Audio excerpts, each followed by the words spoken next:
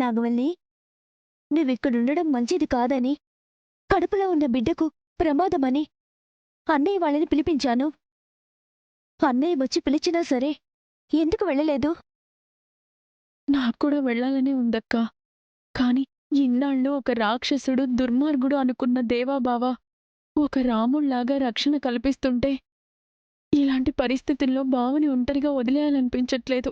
బావ సరే, కాని ఆ పాపిష్టిది పాపాయి పిన్ని, వరద మావయ్య ఉన్నారు కదా.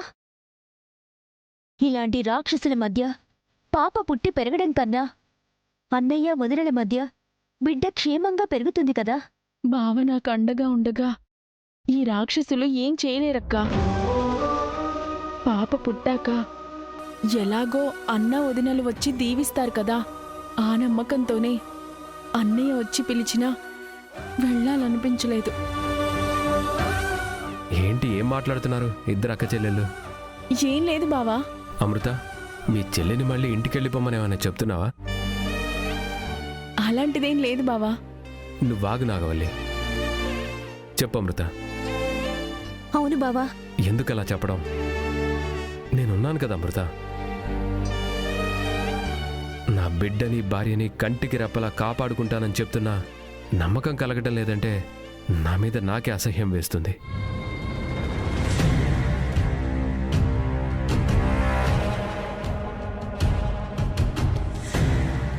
అయ్యో, నువ్వేం ఫీల్ అవ్వకు బావా. మా అక్క భయమంతా పాపాయి పిన్ని వరద మామయ్య వల్లనే. నా బిడ్డ జోలికి కానీ భార్య జోలికి కానీ వచ్చారంటే ప్రాణాలతో వదిలిపెట్టనని వార్నింగ్ ఇచ్చాను. అరే, మీ ప్రాణానికి నా ప్రాణం అడ్డేసి కాపాడుకుంటానన్నా నమ్మట్లేదు. మీకే నమ్మకం కలగట్లేదంటే రేపు పుట్టబోయే బిడ్డ మాత్రం ఏం నమ్ముతుంది? నాగవల్లి, నిజంగా నీకు ఇక్కడ ఉండటం ఇష్టం లేకపోతే గంగబావ దగ్గరే వదిలేసి వస్తాను. అయ్యో,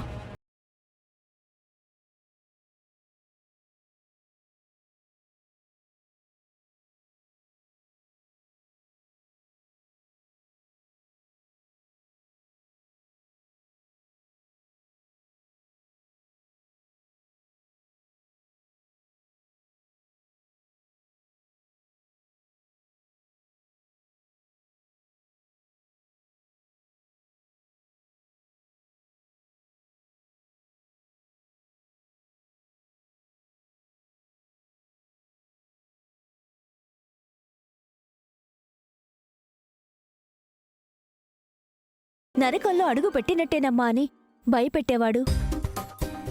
అలాంటిది నువ్వు మారిపోయి మా చెల్లి మీద ఇంత ప్రేమ చూపిస్తున్నావు. ఆ ప్రేమకి మా అన్నయ్య మాట కూడా కాదంటుంది. ఇందులో నా గొప్పతనం ఏమీ లేదు అమృత. ఇదంతా మీ అన్నయ్య మీ మీద చూపించే ప్రేమ.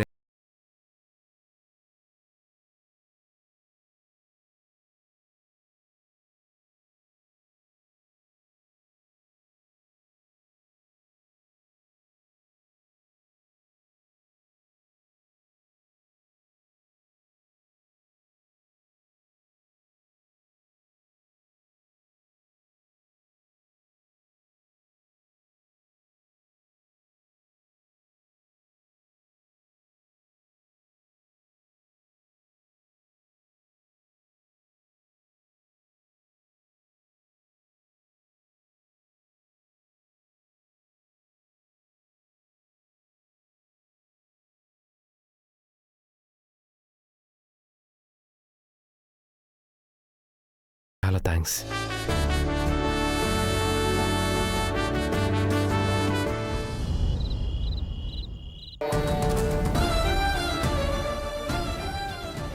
అమ్మ నాగవల్లి, వెళ్దాం పదమ్మా. సరదాగా ఇంటికెళ్ళి వస్తే పర్లేదు కానీ పురుడు పోసుకోవడానికైతే లక్షలతో కూడిన వ్యవహారం ఇది. ఇప్పుడు ఏమైందని ఇక్కడ ప్రమాదం అంటున్నావు అన్నయ్య? వీళ్ళు నాగవల్లిని ఏమీ చేయలేరు బావా. ఎందుకంటే తన మెడలో తాలి కట్టిన భర్తని నేను. నాకు పుట్టబోయే బిడ్డని కాపాడుకునే బాధ్యత నాది బావా. ఇప్పుడు బావే నాకు రక్షణ కల్పిస్తున్నాడు. ఇంకెవ్వరూ ఏం చేయలేరన్నయ్య. ఇక్కడ నేను క్షేమంగానే ఉంటాను.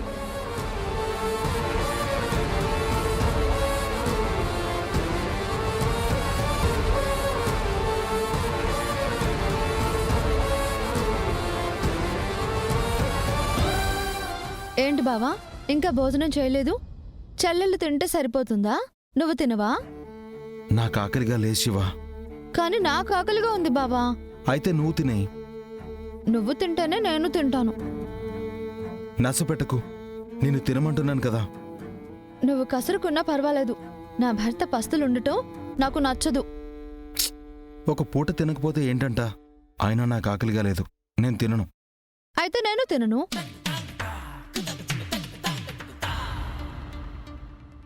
ఏంటి, నేను తినకపోతే నువ్వు తినవా? భర్త భోజనం చేయకుండా ఏ భార్య అయినా భోజనం చేస్తుందా? ఏ చేయదా? వేరే వాళ్ళ సంగతి నాకు అనవసరం. నువ్వు తినకపోతే నాకు మాత్రం తినాలనిపించదు. అయితే వదిలే. హా? ఏంటి వదిలేసేది?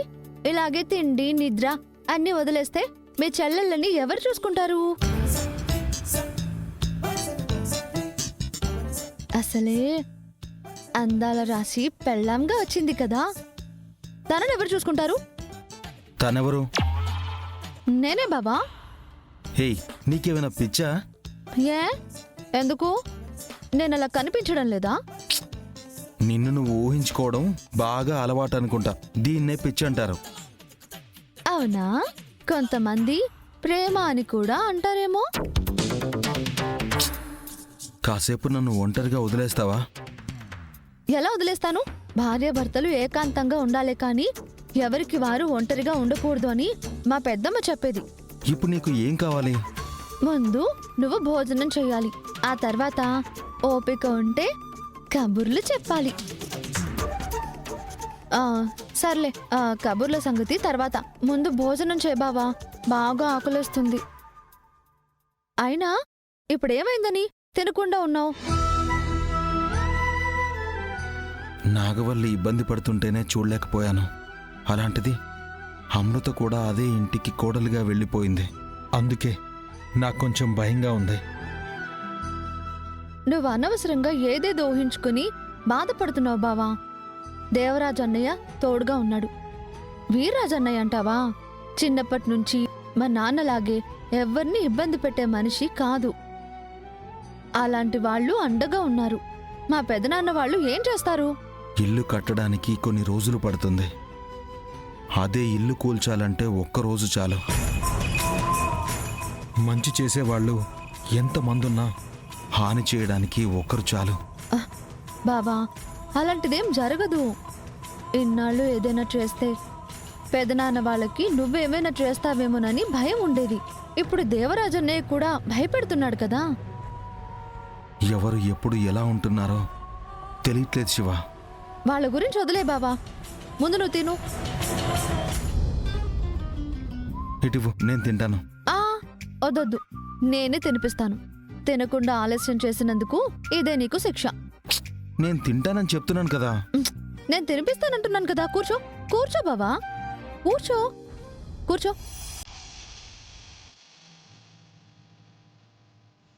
తిను.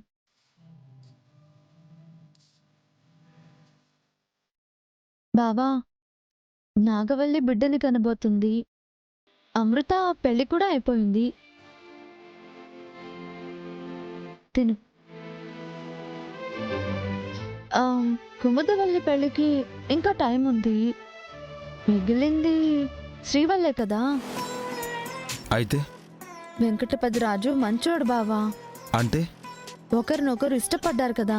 నిశ్చితార్థం కూడా ఆగిపోయింది. కానీ వాళ్ళ మనసులో మాత్రం ఆగలేదు. పెళ్లి చేస్తే సెట్ అవుతుంది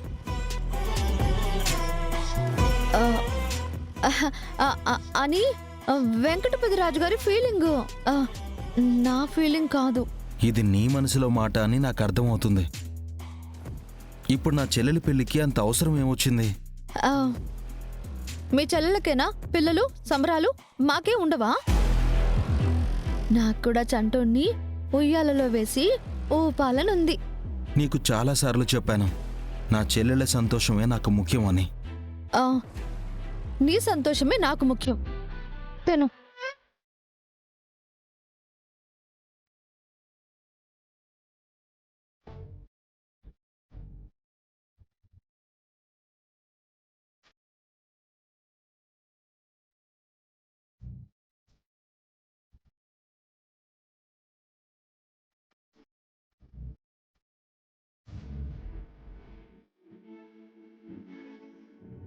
ఏంటి అంతా నాకే పెట్టేస్తున్నావు? ఆకలిగా ఉందన్నావుగా, నువ్వు కూడా తిను. ఆ, ఆ! ఓ! ఏమైంది? ఇందాక పాలు కాస్తూ చూసుకోకుండా చెయ్యి కాల్చుకున్నాను. మంటగా ఉంది. మరిప్పుడు నాకెలా తినిపించావు? ఆ! అంటే నీ ఆకలి తీర్చాలన్న ఆలోచనలో తినిపించేశాను. అప్పుడు నొప్పి తెలియలేదు. అంటే ఏంటి ఇప్పుడు? నీ చేత తినిపించుకోవాలని అబద్ధం చెప్తున్నాను అనుకుంటున్నావా? వద్దులే, మంటగా ఉన్నా నేనే తింటానులే. ఆగు, ఇటివ్వు.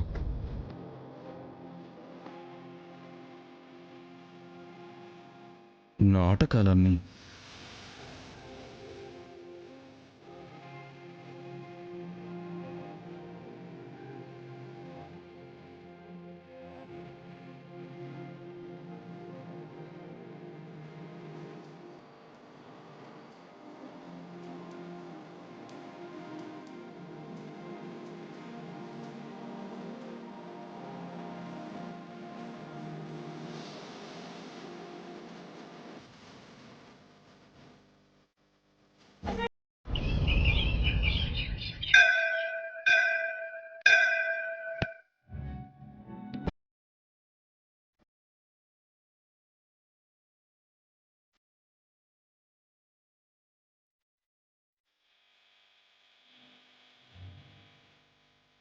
ఎందుకండి గుడికి తీసుకొచ్చారు? మొక్కుందండి.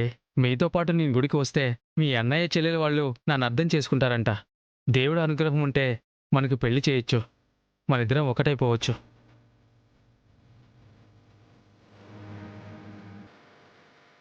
మా అక్క వాళ్ళు వచ్చేస్తున్నారు. మరి ఇంకెందుకు ఆలస్యం కుముదా, త్వరగా కానివ్వు. పసుపు నీళ్లు రెడీగా ఉన్నాయి. పసుపులో ఇద్దరు కాలు పెట్టేసి ఈ గుళ్ళో జంటగా అడుగులు వేస్తే చాలు. సరే, ఈ లోపల నేను దండలు రెడీ చేస్తాను. మరి మంగళసూత్రం కట్టడానికి ఒప్పుకుంటుందా అక్క? నువ్వు కంగారు పడకు కుముదా, దానికి నా దగ్గర ఓ ప్లాన్ ఉంది.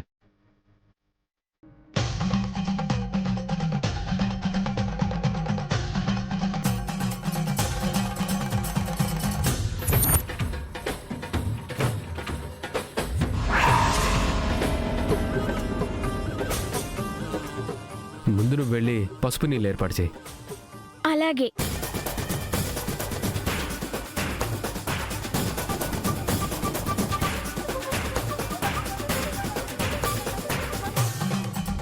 అంతా ఓకే కదా?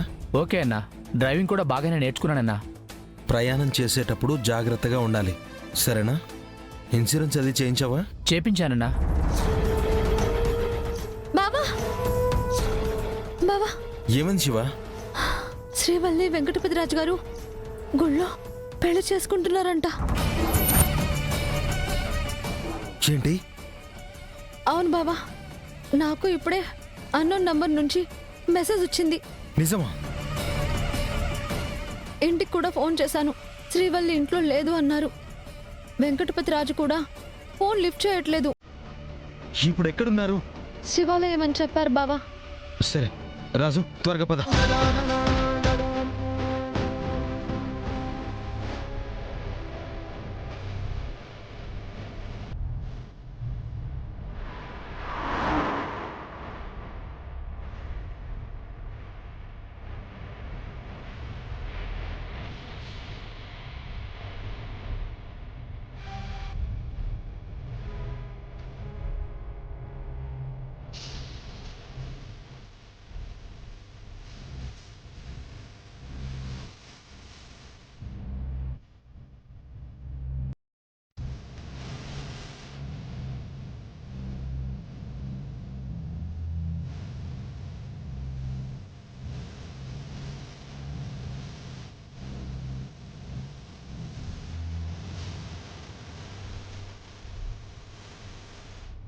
ఈ తాడుతో వెంకటపతిరాజు శ్రీవల్లి ఒక్కటవ్వాలి.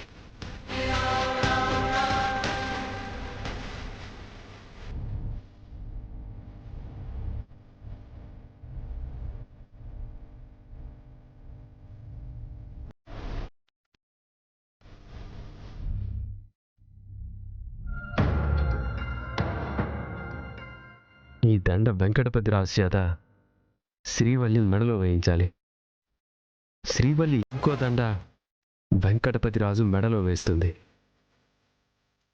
గుడిలో ఉన్న దేవుడి సాక్షిగా ఇద్దరి పెళ్లి అయిపోతుంది.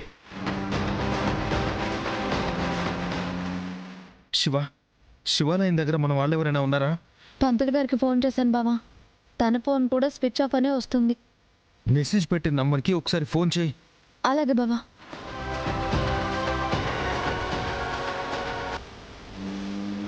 మీరు డయల్ చేసిన నంబరు స్విచ్ ఆఫ్ చేయబడినది. బావా, ఇప్పుడు ఈ నంబర్ కూడా స్విచ్ ఆఫ్ అనే వస్తుంది. ఇదంతా చూస్తుంటే అదే నిజమవుతుందేమో అని అనిపిస్తోంది. స్కూల్కి వెళ్ళి చూశాను బావా, స్కూల్లో కూడా లేదన్నారు. రాజు, తొందరగా వెళ్ళు.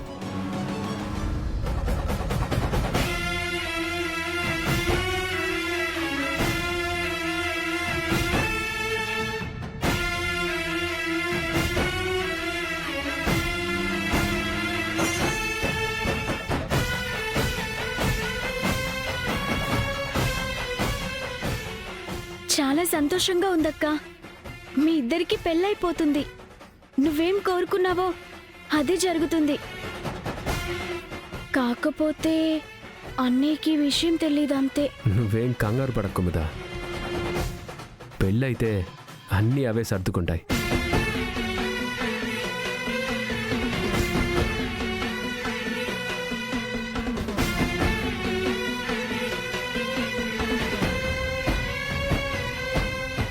పసుపు నీళ్ళేంటి ఇలా పడిపోయాయి?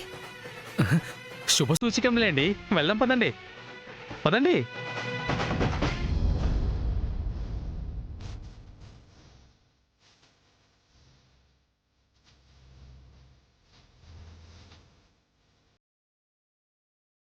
పంతులు గారు, మా తమ్ముడు మరదలు వస్తారు, వాళ్ళ చేత ఈ దండలు మార్పించాలి. అలాగే అయ్యా.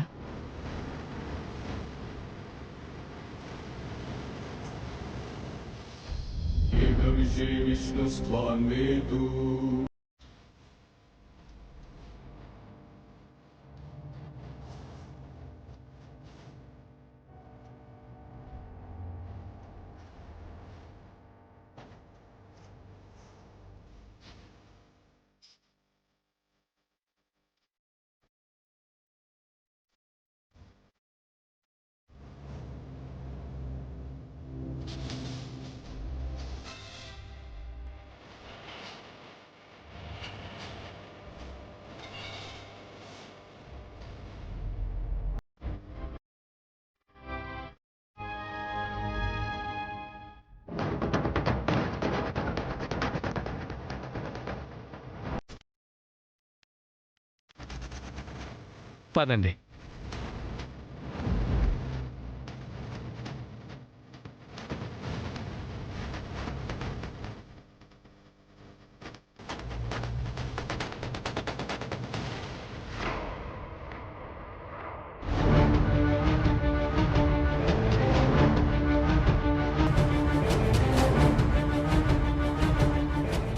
ఏంటి, కాబోయే పెళ్లి కొడుకు పెళ్లి కూతురు ఇలా వచ్చారు?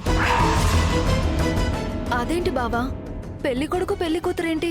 ఎప్పటికైనా మీరిద్దరూ పెళ్లి చేసుకుంటారు కదా శ్రీవల్లి, అందుకనే అలా అన్నాను. ఆ మాత్రానికి మీరు ఫీల్ అయిపోతే ఎలాగండి? అయ్యో, నేనేం ఫీల్ అవ్వలేదండి. మరి పెళ్లికి ఓకేనా? ఏమంటున్నారు మీరు? నన్ను కన్ఫ్యూజ్ చేస్తున్నారు.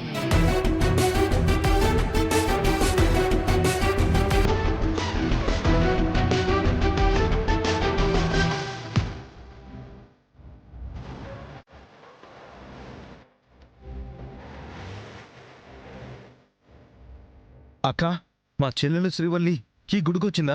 ఏమో గంగా, చూడలేదు. పద బాబా.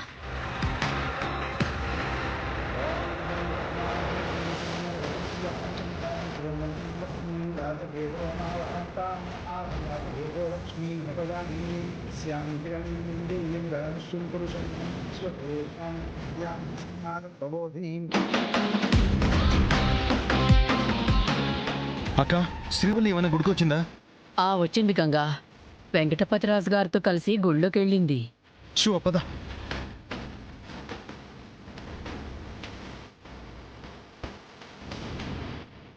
మా అన్నయ్య ఒప్పుకొని త్వరగా మా పెళ్లి అయిపోవాలి స్వామి.